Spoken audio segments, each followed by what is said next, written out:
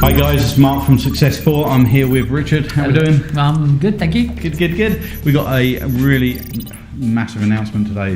For us, it's really good that we've actually just moved offices. So this is our new office. This is our new studio space we've got, which is amazing, which is basically open to anybody out there who is looking at recording online courses. If you're looking at doing video work for your social media or your websites or anything like that, this space is available. So if you are looking at doing something like that, we've got all the equipment here. All you need to do is turn up with whatever you want to record, and we can work on that project with you. And now we've got the space to do it so that we're set up constantly, so that we can literally, if we want to record something, we just record it straight away, don't we? So it's just having the cameras set up all the time, the lights set up. We've got so much kit here. It's amazing what we can do. We can do lives with titles over, with screens dropped in, so you can come here and do your Facebook lives, but you can do them looking like a news report.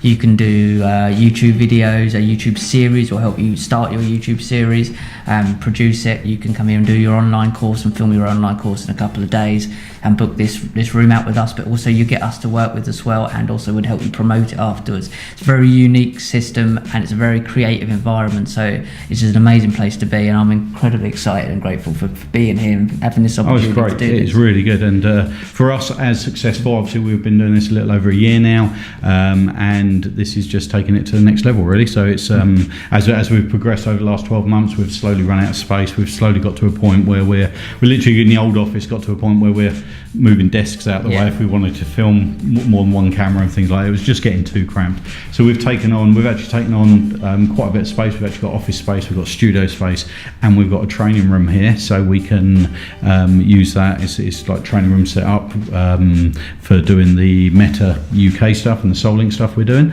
But also that space is available as well if you were looking at doing any courses with up to probably 10 people.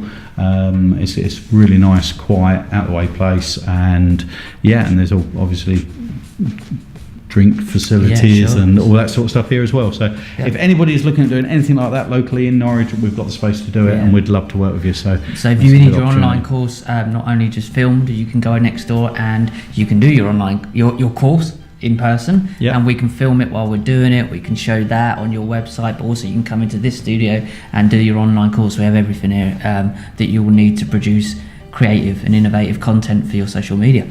So that's enough about us. That's what we're all excited about this week. This is what we've been moving office is a big job, and I sort of realise how much stuff you've got when you have to load it in a van and move it. So it's a few floors up, and we are 3 floors up. So it's been it's been a challenge, but it's been really enjoyable doing it. A really good chance to have a sort out of everything we've got as well. So incredible. So this is our first Covert coaching from our new studio and for our new studio setup. So today we want to talk about change and when you know it's time to change, and when it's time to dig your heels in versus when it's time to change. Because sometimes I don't know, and sometimes a lot of people don't know when it's the point of just going. When it's a good time to change. That's I think there's so many people out there that have done things in the past where they sort of look back and sort of think, I really should have done that a year ago. I should have, but then there's also people that sort of take that first step too early, take on too much expense. Again, when we first started out, there's no way we could have taken on all of this office space and things. We had to do it in stages.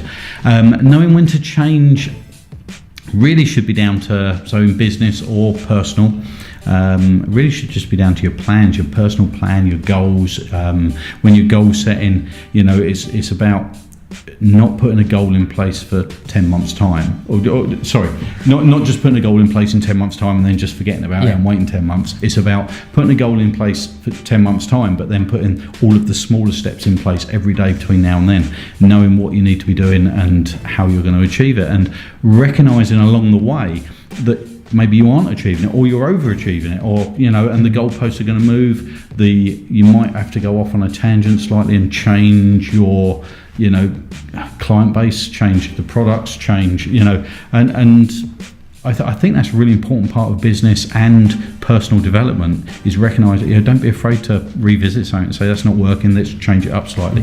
I think if you were to do a 3-year business plan and just religiously stick to it for 3 years, no matter what's happening, just stick to it, at the end of the 3 years you're either going to be very poor or in debt, because I don't think any business works like that. I don't think anyone can predict what's going to happen. I mean, there was a time when you used to do a 3-year business plan. I don't think anyone does a 3-year business plan anymore. No. Because, I mean, 3 years in this changing world, where are we going to be in 3 years' time? It's the way things are at the moment, especially with retail, and you can, obviously your background's in retail.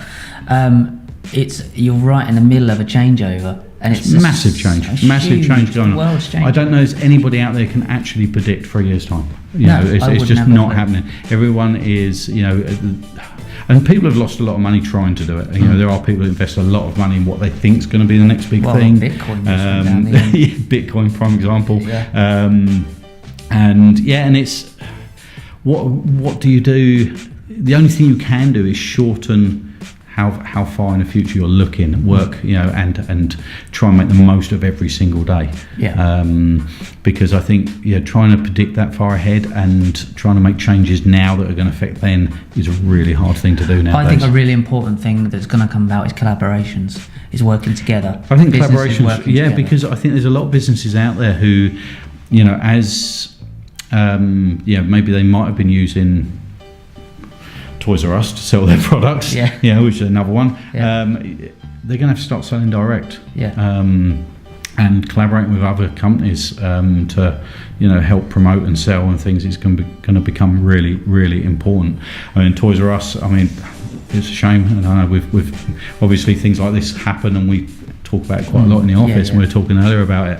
And Toys R Us is just an old-fashioned business in a lot of ways. They haven't kept up with technology. They haven't gone online in the way they should have. I know a lot of people say they sort of sold out to Amazon, and they've done things wrong along the way. Which in hindsight, it's easy to sit back and say that.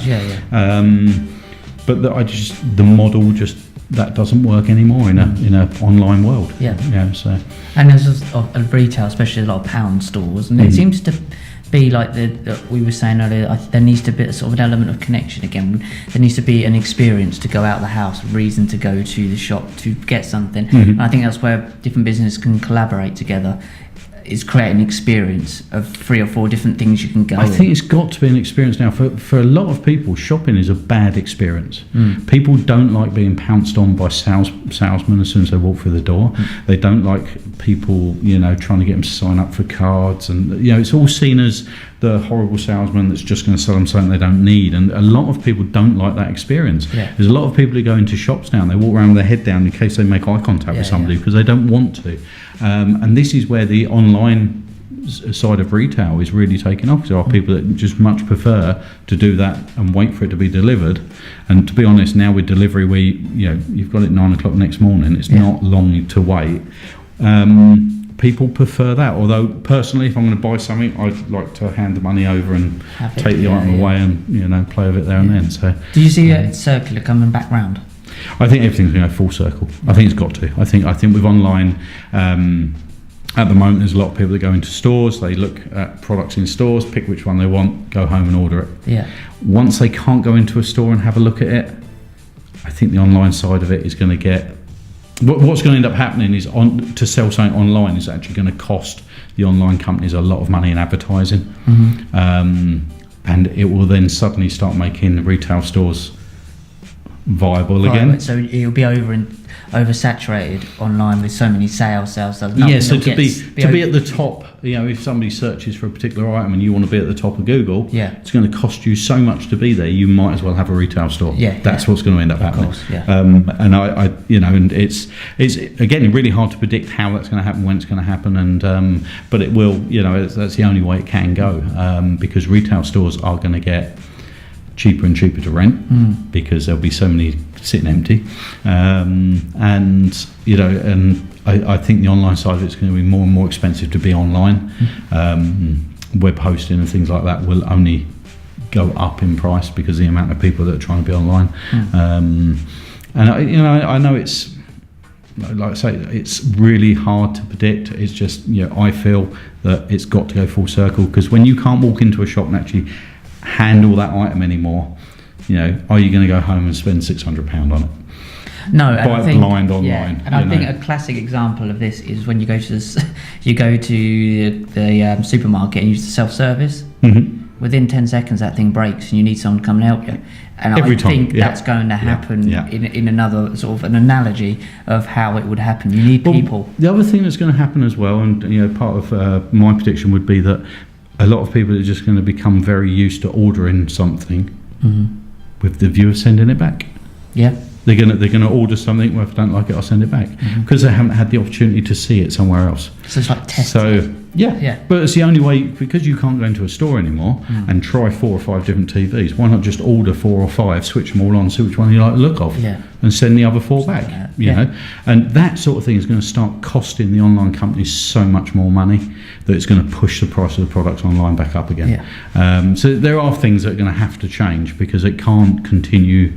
You can't continue down the route we're going forever, where things just get cheaper and cheaper and cheaper, and you receive them quick. They're talking about delivering by drone and things like this. It's all this sort of stuff is just I mean, it's all got costs attached to it, and there's only at the moment there's one market leader that's sort of running the show, and I can't think that everybody would want that to be the case, where we all just move forward with the view of we're just going to have one company to supply everything we need. That is the worst thing. It's too much power. You're giving so much power to one company.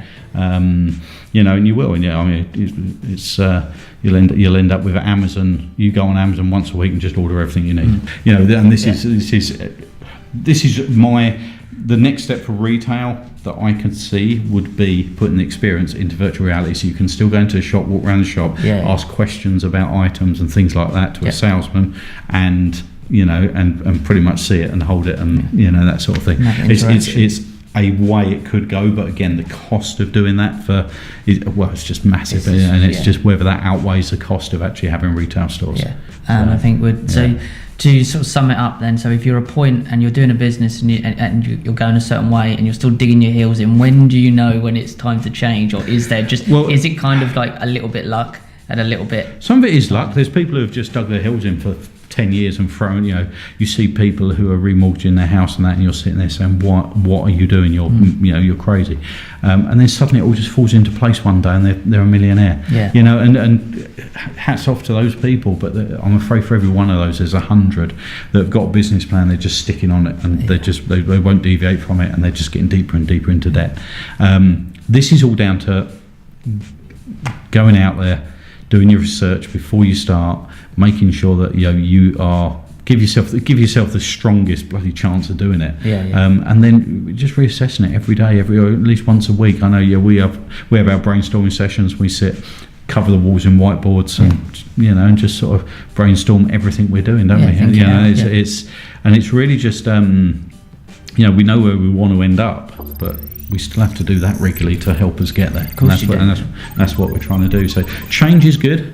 Change is good if it's for the right reasons, and knowing when to do it is really hard, but you can only do that through